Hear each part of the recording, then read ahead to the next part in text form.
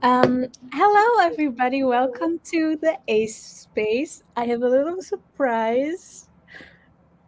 Ta-da! That's so cool. I'm so happy that I figured that out. Thank you. um, uh, I am Nene. I'm the host of the Ace Space, and I'm here joined with. Please introduce yourselves. Elise, my channel is the Petite Punk. And I'm Kasey from Kasey Can Read. I forgot for a second. um, what did you two rate your books? And if you're watching, you can tell us in the comments what you rated Loveless. Oh, by the way, I forgot to say, this is the discussion for Loveless by Alice Oseman, and there will be spoilers. We're Yes. not going to do a non-spoilery half because I can't stick to it. So for me, this was a reread. I read it first when it came out, I think in 2020, and then I just reread it like a month ago. Both times I gave it 5 stars. Yeah, I read it when it first came out, and I haven't reread it since. But I think like the first time read it, I gave it 5 stars, and I think like this is going to be a comfort read for me going forward. And I think it's just going to be 5 stars continuously for the rest of the time. Yeah. I read it last year for the first round of the Ace race, which I gave it 5 stars then. And I reread it for the book club and I gave it 5 stars as well this year. So going in, I need to get my little notebook. What did you think of the asexual representation? Elise, do you want to start? Yeah.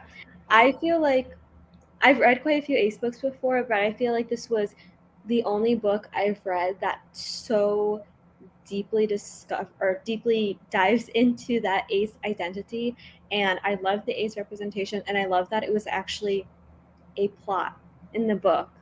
Like it wasn't just a little side note, like a little thing that the character figured out. This was a classic coming of age book, but finally for an Arrow Ace character.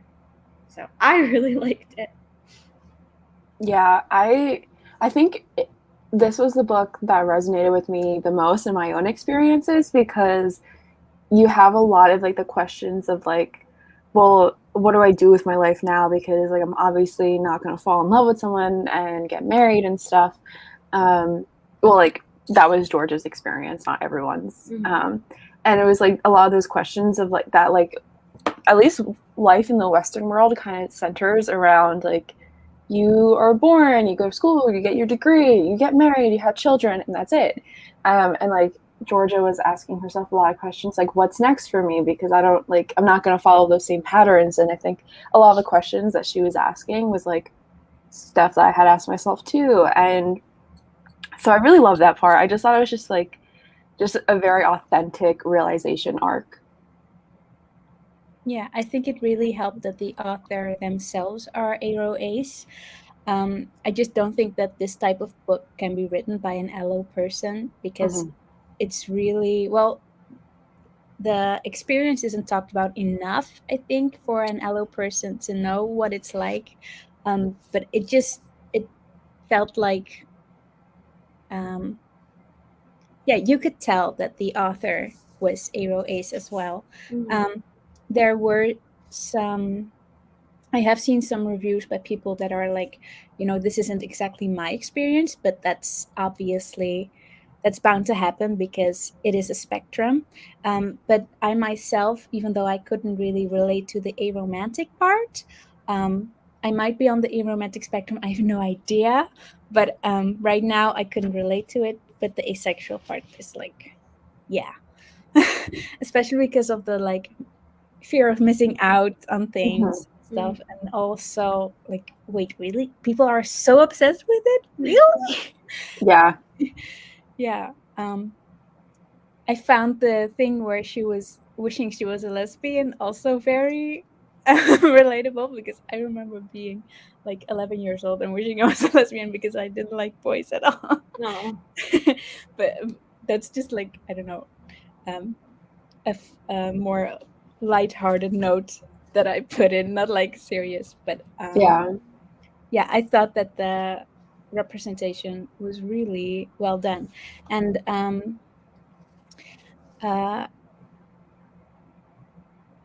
there's a side character that is pansexual, and I believe you two are M-spec romantic, like bi-romantic, or I don't know. Do you want to talk a little bit about the bi representation or the M-spec representation? Elise, you can go first because I don't like really remember this so well. Oh yeah, Sorry. I can't remember any characters. I don't have my book with me. Are you talking about the So friend? Rooney, the Rooney? roommate, is pansexual. Pan, right? Yes. Yeah. So I've read many reviews on this book because I really liked it, and I was interested to see what the 1 and 2 stars reviews said, and a lot of them complained about the pansexual representation. And yeah, I think people thought that Rooney's relationship struggles were almost like a stereotype of pansexual people. But I don't know. I didn't necessarily relate to Rooney that much, but I don't think people should have. I mean, like, you're entitled to your own opinion, but I don't think her personality was fundamentally wrong. I don't know. I felt like Rooney had very valid experiences, and she was not out there representing the entire pan community. And again, even though I didn't really relate, I still liked her as a character, and I still thought the representation was fine. From what I remember reading is I remember Rooney just kind of being maybe one of the messiest characters in the book. She just made like a lot of mistakes and she was learning a lot, but I felt like that was part of her arc and it was like intentional and it wasn't just like to exploit her or her identity. It was like that she was figuring it out, and through that journey of figuring out who she was, a lot of like shit happened. So I don't really remember too much about the pan rep or like if I like thought a certain way about it, but I just remember like her messiness was like very distinguishable, and maybe like some people can be upset by that, but I wasn't one of them. Okay. Yeah, I think her pan sexuality was more focused on the sexual part, so I can't really relate to that part, but or at least talk about what I thought of it in like because I'm spec as well. Oh my god, my head is blank. But I kind of liked that she was going out so much as representing of her mental health, and I do understand where people are coming from, because a lot of times pansexuals and also other MSec MSpec sexualities are stereotyped as to be very sexual, and but I don't know, it wasn't her whole personality, so I didn't really mind that at all, and I liked that it was kind of used as to show where her mental health was at. Not that her being really sexual meant that her mental health was shit, but it was kind of, when she was going out a lot, she didn't feel mentally as well. Okay, back to my notebook. Julius says people hate seeing messy characters. They're my favorite kind of character. Yeah, I think like the side rant, but I think this is why people like dislike Mary H.K. Choi so much, because she writes the most messiest, authentically raw characters that I've ever read, and it's just like so relatable when you read it. It's like too personal in a way, even though like you might not relate to anything that's going on. You just know these characters because they're like people you see in your everyday life. So, and like I feel like it's common in the book community where like people are like, oh, Mary H.K. Choi, I don't like her, she doesn't write good books. Like I feel like that's the rhetoric we see, and it's like, wait, are you reading the same thing? So I totally get what Julia's saying. And Diana says, I thought she was aromantic and bi. She did specifically say, Rooney did, that she didn't feel like she was aromantic, I think. Yeah, she specifically said that. Like, yes, it's frustrating, but we do messy things too as we come of age. Not me. Speak for yourself.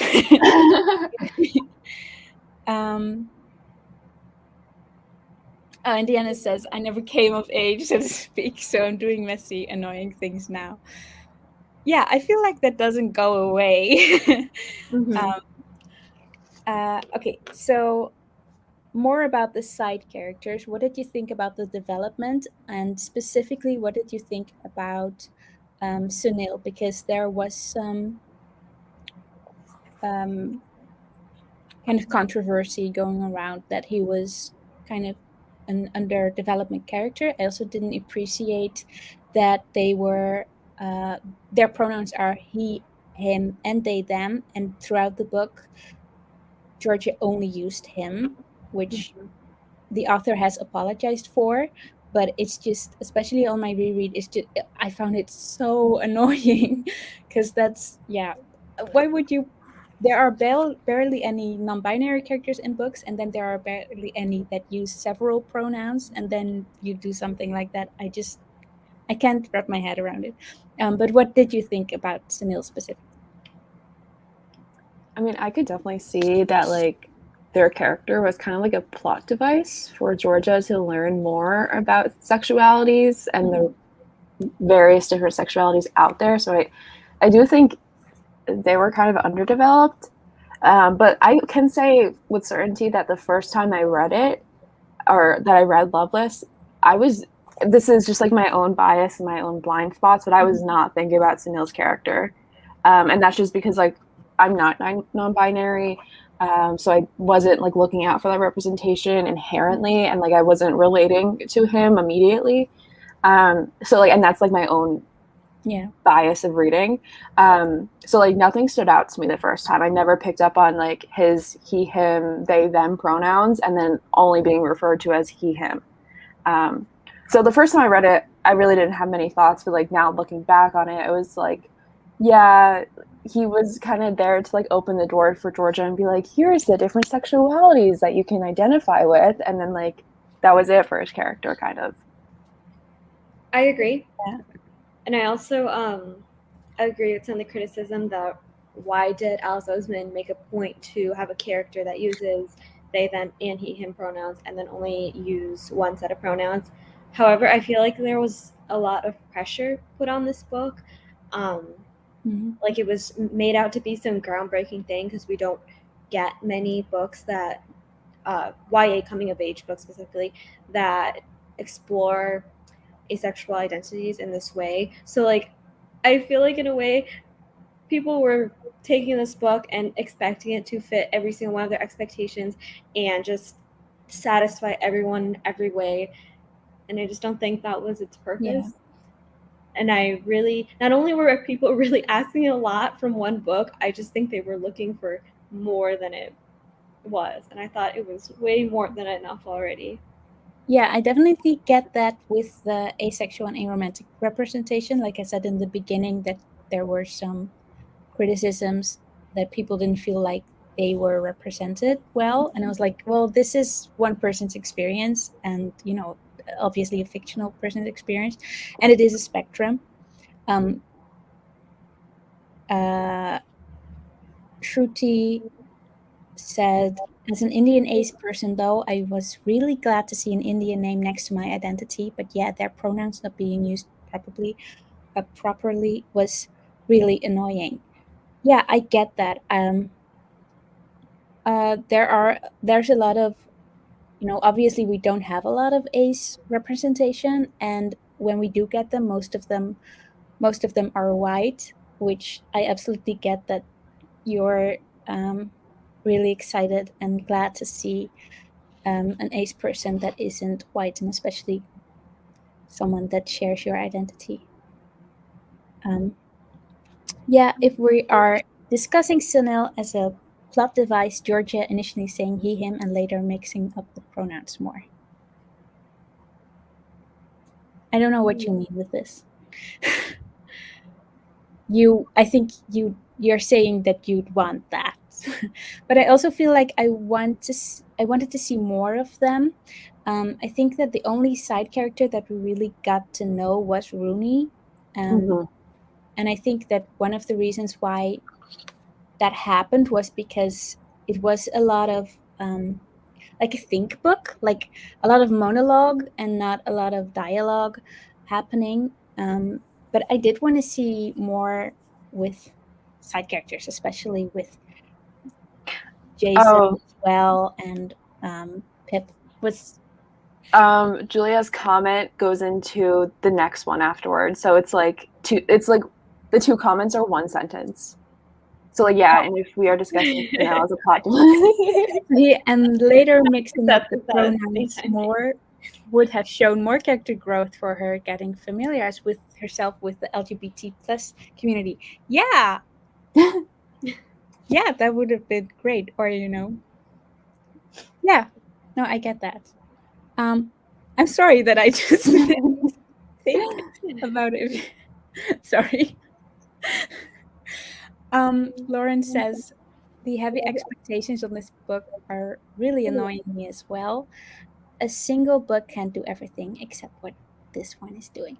Exactly. I feel like some people forget that it's supposed to be a rather lighthearted YA contemporary. It's not supposed to just, I don't know, break boundaries, be groundbreaking. Like, I'm about to do a live show discussion for The Fault in Our Stars, which I just reread for the first time since middle school.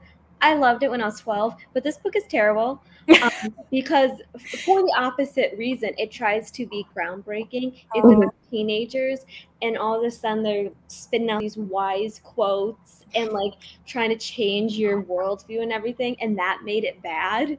Loveless is not trying to do that, and I don't know why people are disappointed that it didn't do that, if that makes sense. Yeah, I get your frustration. Also, with your little Fault in Our Stars review, tell me it's a John Green book without telling me it's a John Green book. Like, that's very on brand for him. Yeah. Yeah. So, who was your favorite side character? Ooh. I know Julia's. She's in the chat. I know hers. I definitely found Rooney the most interesting. I wouldn't say Rooney was necessarily my favorite, but I feel like she had an interesting limited plot or subplot, and I liked her character. I think she was definitely. I like messy characters. I like characters that are more than just the happy side character. I like when they're full human beings. Yeah. Yeah, I don't know if I had a favorite, but I just wanted more of like the friendship dynamics, because I just remember like every single character and like their dynamics with each other bringing me so much happiness and just a lot of serotonin and being like, this is so fun to just like read them and their banter together. So I don't know if I had a favorite, but I love them as a group. So I would like totally, I know someone said in the comments about like a sequel for more development. Like I would totally read the book, even if there wasn't a plot. Like just give me those characters, give me their conversations, and I would eat it up because I just loved I loved everyone. Yeah. I love Pip and Rooney's banter so much, and just not knowing how to act when they were around each other. I think my favorite was Sunil. He's just he was so kind, and they were so supportive, and I love that they were so excited for the Shakespeare thing. Society. Yeah. Yes, sorry. So what did you think about Georgia trying to date Jason to see what she thinks? Oh, Elise is already sad. So what did you think about Georgia trying to date Jason to see if she can fall for him? It's one of those slippery situations where Jason had every right to be hurt. but I don't necessarily think it was George's fault. Like, I mean, clearly there was a lot of confusion. It wasn't a malicious act. But I think all the hurt and confusion all around, enough for everyone, was very valid. Yeah. I remember reading that and being like, come on, George. Like, let's not be so upset about this. And but like, I totally, like, if that happened to me, yeah, that's messed up. But I think like Georgia's intentions were very pure, and like there's no other way for her to really find out if she's ace or arrow, or like to what degree, until she does something like that. So it's like, it's messy, and I don't necessarily, like, I'm not upset, or I wasn't like, oh, Georgia, you shouldn't be doing this, because it's like, yeah, like I want her to find out more about herself, but it was like, it did come at a price, and it was hurting Jason. Why did I call him George? I don't know, because you have Georgia, and then I said Okay, I have a very unpopular George and Georgia. Yeah. My very unpopular opinion is, in most cases, not all, but in most cases, I hate the whole, were you only dating me as an experiment? Did you only kiss me as an experiment? I hate that trope so much. Was I a Like, how else are you supposed to know? Yeah. Like, someone else. Sorry, I'm just thinking about the She's All That scene. Was I a fucking bat? But that's not. Sorry. I really liked how Jason handled it, because obviously he was upset, but he said something, and I think I wrote down the quote. He said, "I haven't lost anything just because we're not dating." And it made me so emotional, because I know that so many guys are like, the friend zone sucks, and I only want to be friends with girls if I can, get something else from them. So that was just, I love that he said that, because I think that she really needed to hear that, because she was so insecure about what friendship means, because she thinks it's, society kind of treats friendship as like a step lower on the importance scale than romance. And I think that she really needed to hear that she's just as much worth to him than she would be if they were dating. Yeah. Yeah. That was really nice of him to say.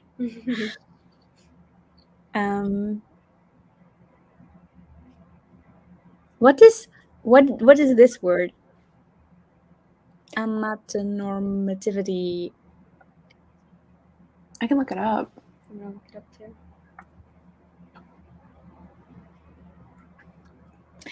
Fancy words, but I'm not that smart. This is why I didn't like John Green books. Too many fancy words. Yes. I do not know most of the words in most of the sentences. Yeah, I felt like Loveless was really easy to read, which I always think about Oseman's book. It's yes, just, and that's why I like it. also, I don't like to use my brain cells. Yeah. Also very like, the awkwardness was portrayed very well in Loveless. All the ums and the yes. It's like I was transported into the scenes. So amatonormativity, it basically is like the widespread assumption that everyone belongs in like one exclusive romantic relationship. So it's kind of like I don't know what word I'm thinking of, but I hope that makes sense. I think like, if I were to word it allonormativity, I would get it. Like, that would fit more within my brain. But yeah, I think I get it. It's kind of just like straight expectations. Yeah, it's similar to heteronormativity. Yeah, exactly. Can't even say that word. So what did you think about the aphobia? I'd like to start with this one, because I liked the aphobia. I liked reading about it. You heard it here first. Thanks. What did you say? We both said you heard it here first. Okay. No, I liked reading about it because if this book were to portray every person as like, oh, that's fine and I understand you, then I wouldn't have felt like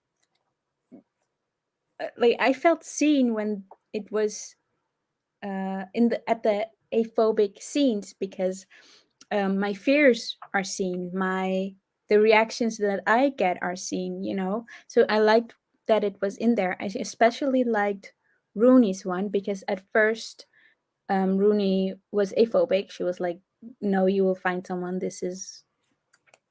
She didn't get it, but Worthless. then not being called out by Georgia, she apologized and she told her exactly what she did wrong. Like she didn't even have to be told that what she said was hurtful and wrong, but she came up with it herself and I appreciated that so much. So that was my part. Elise, would you like to, if you have any commentary on that? Yeah, no, I agree. I'm not to bring.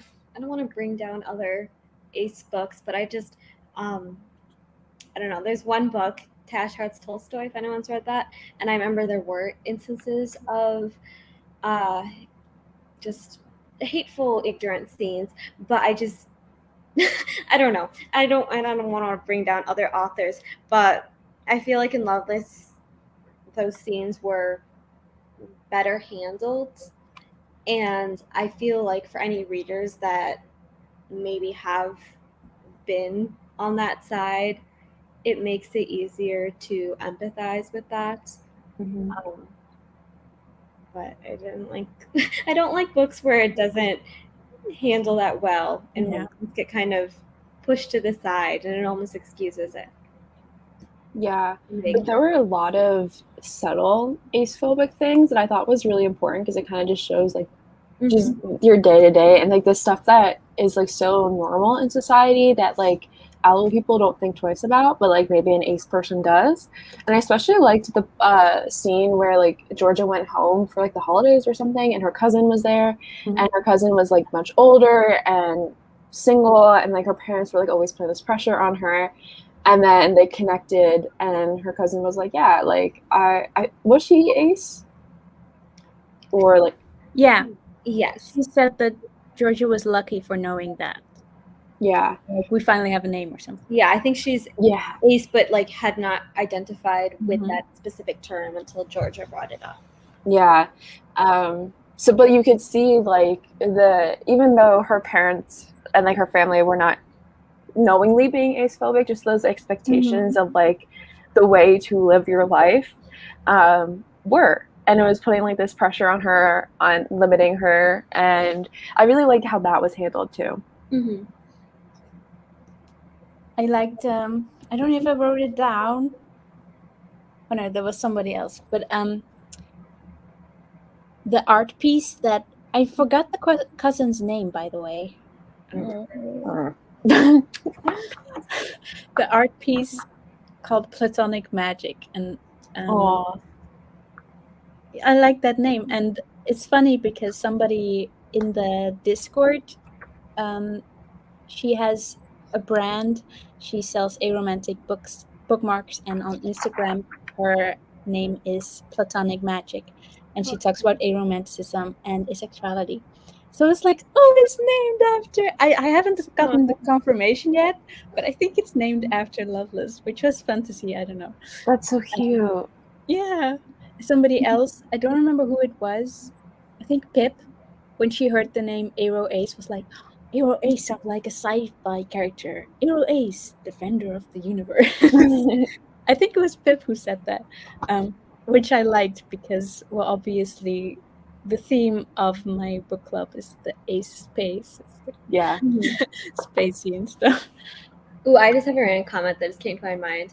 You know what I really, really loved about this book? It was very modern, and it took into account that a lot of us in this generation that are around that age have access to the internet and do see terms like this. I mean, there are definitely, especially with Georgia, instances of I've never heard of this term. What is that? That doesn't make sense. Does that maybe apply to me? But there are characters that were like, oh yes, ace, arrow ace. That makes sense. Okay. It wasn't like this whole what is this brand new term you made up with every single character, because That's another thing I don't like with ace books sometimes, is when that term is completely introduced to that universe the book is set in, as like a brand new invention. I loved that this felt very realistic, where some characters would know what that term is, some characters would not, and I feel like that is very true to real life with that age group. Yeah. I feel like the name asexuality just explains it, because I think when I first heard it, I was like, oh yeah, that's people who aren't sexually attracted to anybody. It's just A is like, without anything, I think. Yeah. I find it such a perfect word for it. What did you want to say, Elise? I was just gonna say, remember, folks, the A in LGBTQIA is asexual or aromantic, not allies, as my professor said a couple days ago. Yeah, I hate that people think it stands for allies. When I was younger, like in elementary school, that's what I thought it stood for. Well, that's what it's usually taught in schools. When it is. Wow. Okay. Why would public education, man? Yeah. Why would allies need to be in the community? That doesn't make any sense, right? Well, yeah, because I have a coworker. He's like 16, so he's still in high school, and he said that he's like, "Oh yeah, we were taught that it meant allies." I'm like, okay, do you support the LGBT community? Yes. Do you identify as LGBTQ? No. Like, you don't want that label. Then why is A for allies? Yeah. Anyways, that has nothing to do with this discussion. It just gets me a little upset, just a slightly. Yeah. Wait, I like this comment. The A is for ah. Yeah, there was a joke I made on Twitter a couple of days ago. Oh my gosh! Asexual in Dutch is for is pronounced asexueel, and one time I was like, wait, does my dad even know my sexuality? Because I never technically came out to him, but I talked to him about my book club and readathon and stuff. So one time I was like, Dad, what's my sexuality? And he's like, ah! He started screaming. It was so funny. In my That's opinion. amazing. Yeah. Oh, that's so wholesome. Wow. I know.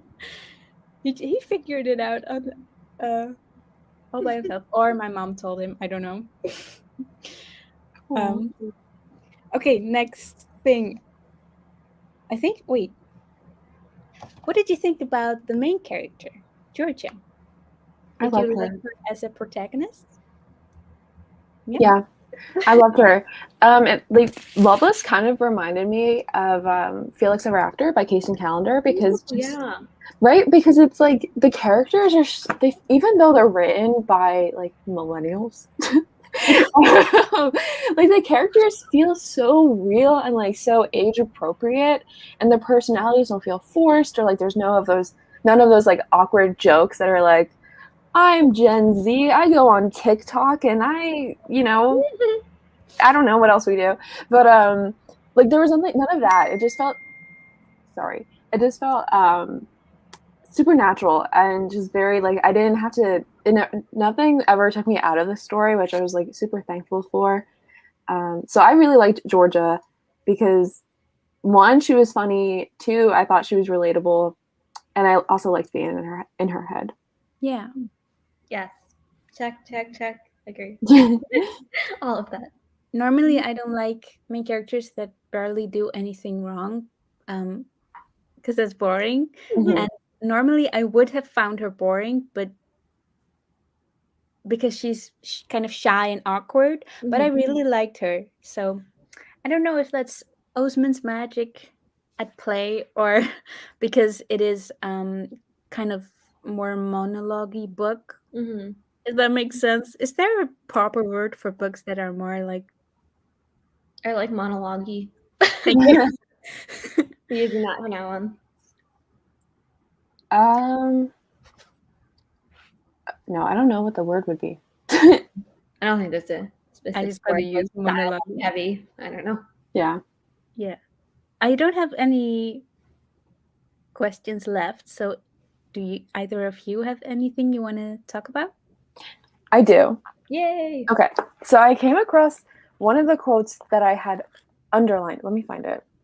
And I just wanted to bring it up because this is something I always think about, especially with like my favorite shows and the movies that are on TV. And I can't find the quote.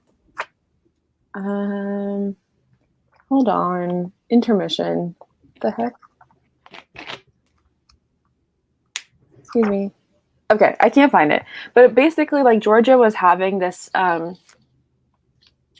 monologue in her mind, and she was like, why are people so obsessed with this? Like sex. And she was like it's everywhere, and it's like all anyone like thinks about or talks about. And like if you go to the movies, like movies are gonna have sex, and like all the TV shows that our teenagers are watching that are about teenagers are gonna have sex scenes in them. And it just made me think about like all the shows that I grew up watching. Like some shows like The Vampire Diaries, or like Sex Education is one of my favorite shows right now. And those have, yeah, like Sex Education has like very graphic sex scenes. And the first scene. Yeah. Just yeah. And it's like the actors in the show are adults. So you're not watching teenagers, you know, which is good.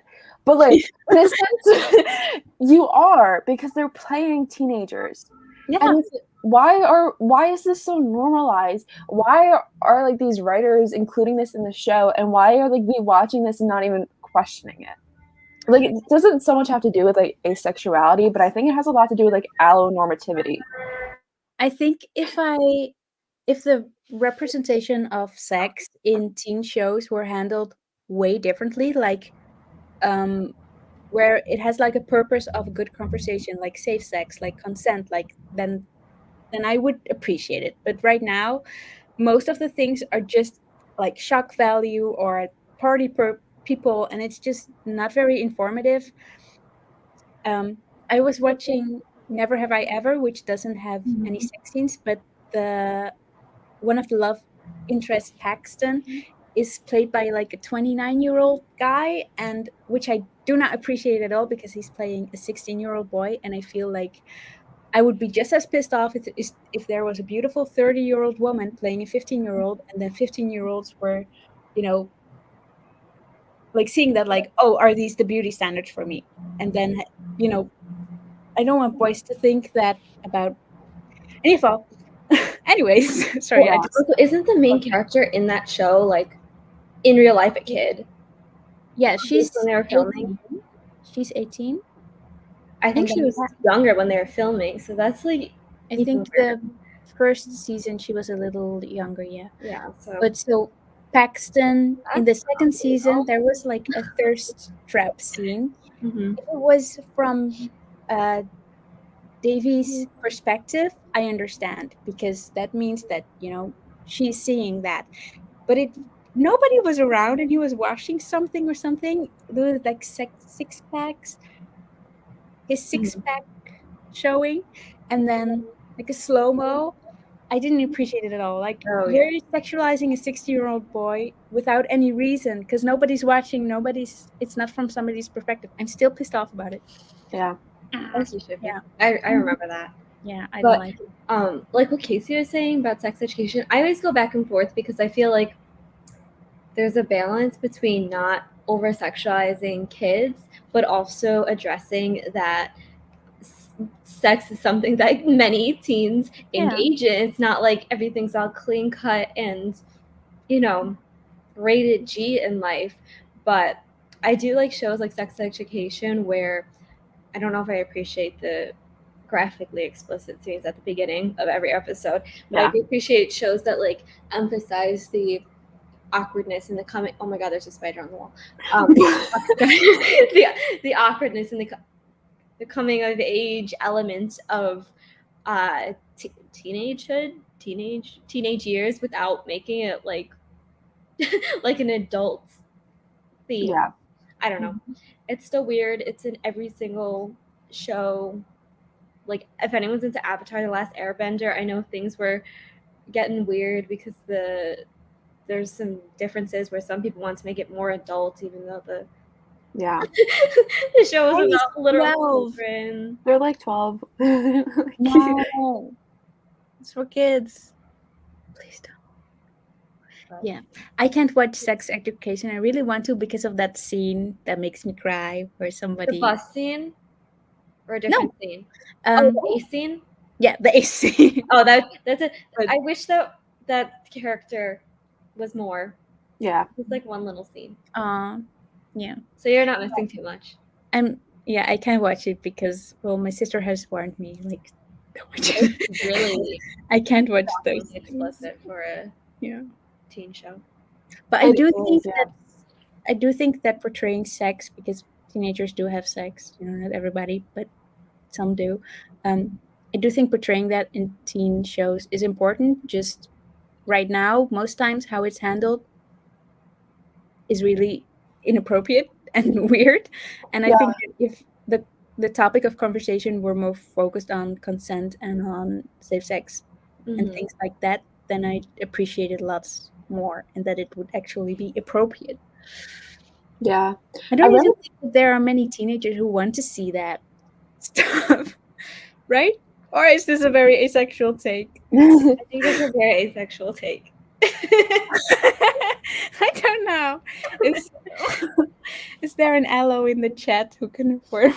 Can you confirm?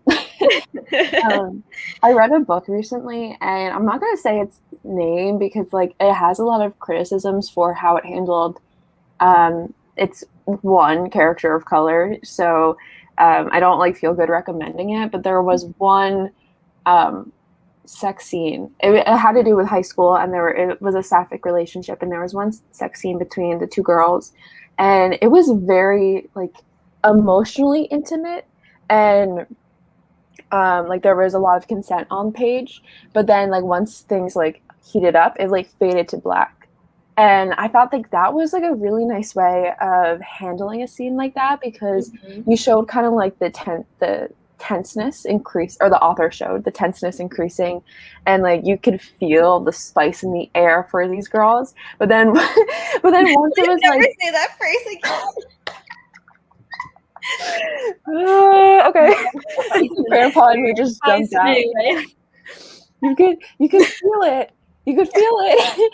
But then it like faded to black, so it was like really nice. And I was like, I wish like more, not just in books, but like television too. I wish like handled those scenes like that, because it was like, we don't need to be there with you as it's happening. Just like it just makes me uncomfy.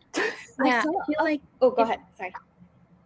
I feel like if there are sex scenes in teen books, then it reads more like smut, and I don't appreciate that. One time, I think in the Summer of Everything, have you read that by Julian Winters? I feel like I have. What's it called There again? was a scene where they were about to have sex, and then I think they said "I love you" in it, but I skipped the whole thing, and then I was, wait, there was, because I skipped it, and then things change, and I hate it when important things happen in sex scenes because I skipped them. So I had to ask my friend, like, what did they do? What happened? He's an ace spark. If they could like just keep the I love you, saying I love you for the first time out of those scenes, that I appreciate it. Yeah.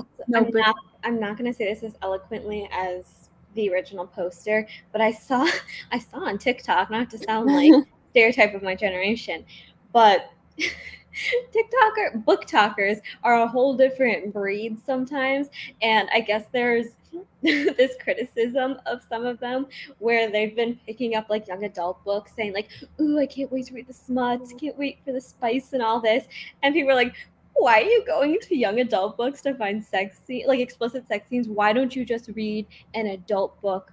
Because adult books can have graphic sexual scenes in it without it being weird and about children. And I saw a person criticizing a person like, can't wait for my smut scenes, right? Saying like, there is a way to eloquently write about sexual relationships in teenager books, because truth is there are many teens that are having sex, and we can explore that in literature and acknowledge the awkwardness, the first love, all of that, without making it specifically about the action of sex.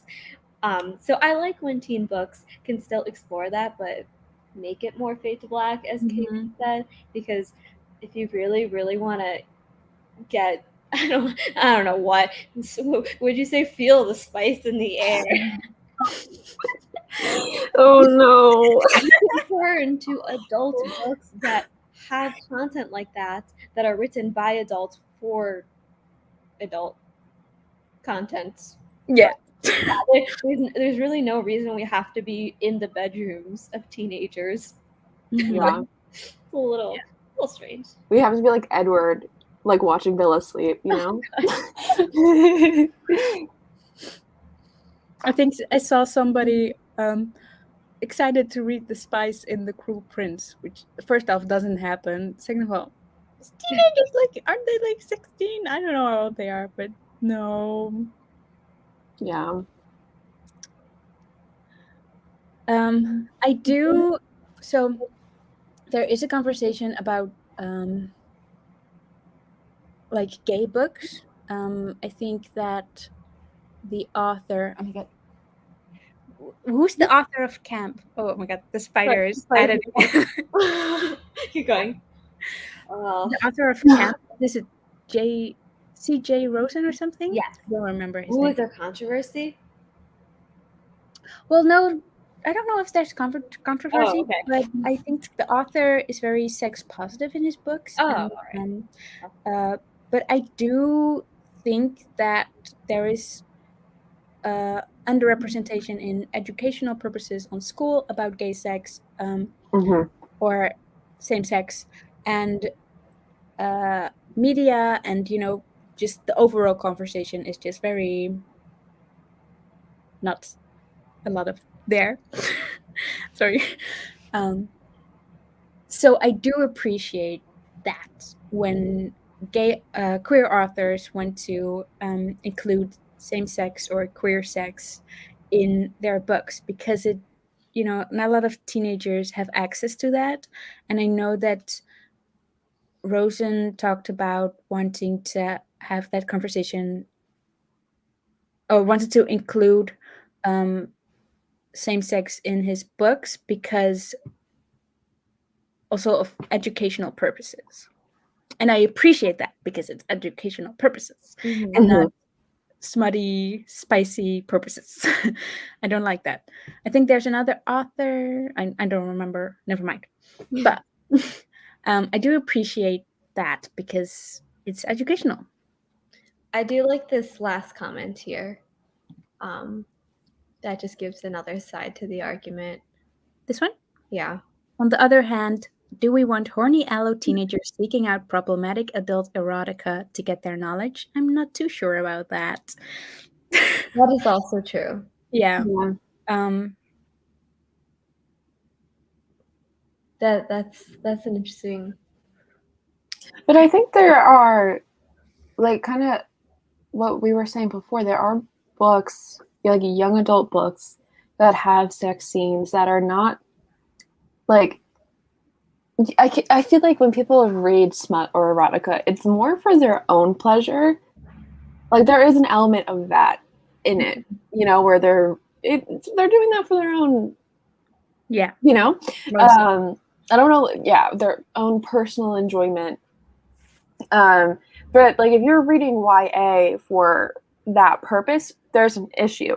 But if you're a teenager looking for representation, there are books that handle those sex scenes that are written by adults, but like in a natural, purposeful way. That's not like, here, you can get off to this scene. Yeah. It's here, like, these are two teenagers doing what some teenagers do, and it's there. Like I can think of American Batia I read that had a sex scene in it, and it was really intentional, and there were a lot of like it was purposeful the way it was handled. It was really good.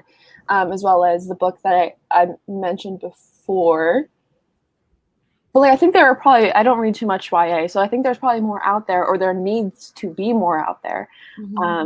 So for those horny aloe teenagers, like, they need rep too, right? Yeah. If anyone just joined and you see me like looking in fear, it's because there's a spider on my ceiling and it is marching towards me at full speed. But I can't reach the ceiling to do anything about it. But anyways, I agree with that, Kasey. Thanks. Yes. So, do we have any Loveless? I do have to say I like the cardigan too. Like you have the whole color vibe going on. Matches my hair. It's very autumn theme. I really like it. Thank you. Oh, you know, while we're on the theme of colors, can we just say that Loveless has the best cover? Yes. Just period. Oh. Like best cover. Have you seen the other cover that's drawn by Oseman? I No. begged for an arc of that. I have not received an arc. It's so cute. It's I think really the American edition. Really? Yeah, it's going to be in the U.S. I think this year. Oh. Yeah.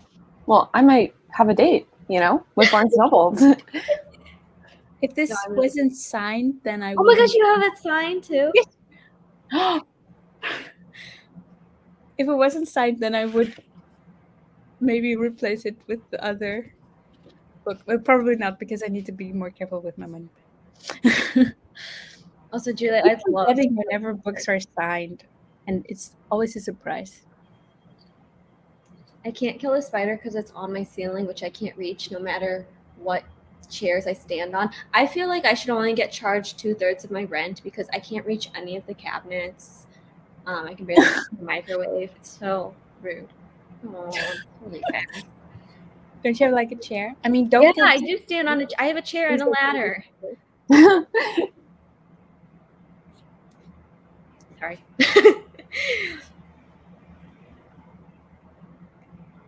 I took a shower a couple of days ago, and there was a spider there, and I waited. I was like, "Hey, little buddy, please move, otherwise you're gonna get killed because of the water."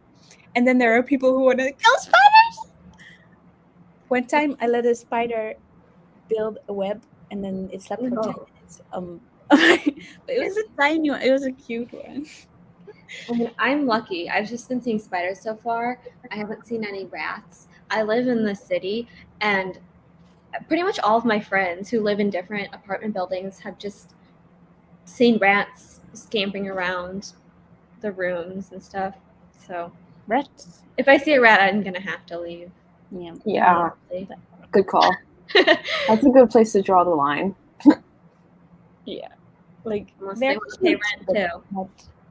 Not outside of the.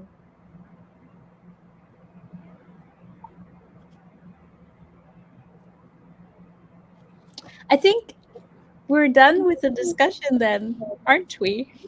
Because it was. Oh wait, I have one last comment. Yeah. I pretty much only exclusively read standalones. I really dislike series, with the exception of one series I read last month because it was something from my childhood. But like, I usually only read standalones. But I feel like Loveless is one standalone that I wouldn't mind a what are they called?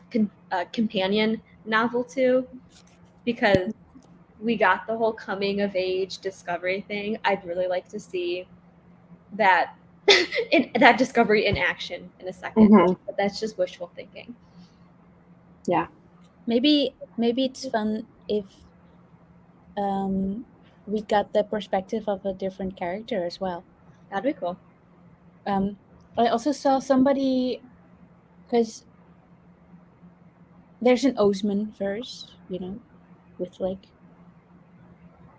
and I think, okay. My point is that Sunil had a pin with a band name on it, and I think it was from a book called I Was Born for This. Yeah.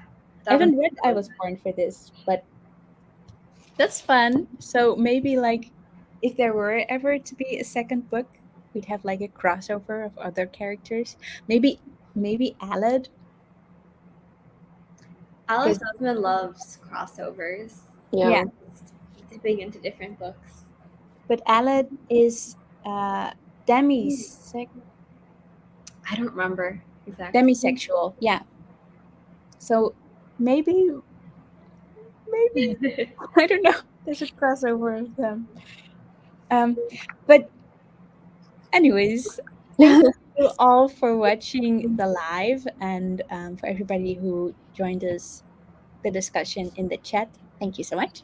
Um, the next book we'll be reading in September and October is Beyond the Black Door by A.M. Strickland. It is a YA fantasy, and the main character is demi-romantic and bi-romantic. Yeah. Yes. And if you want, there will be a readathon in October, and this book is good for 3 of the prompts for them. So if you want to join a readathon in October, you can join the Ace Race. The links are all down below for those things. And then if you want to follow Elise and Kasey, both of their channels are linked down below as well. Thank you so much for watching. Bye. Do the thingy magic again. I'm gonna do the thing again. Ooh. I love it. Okay, bye.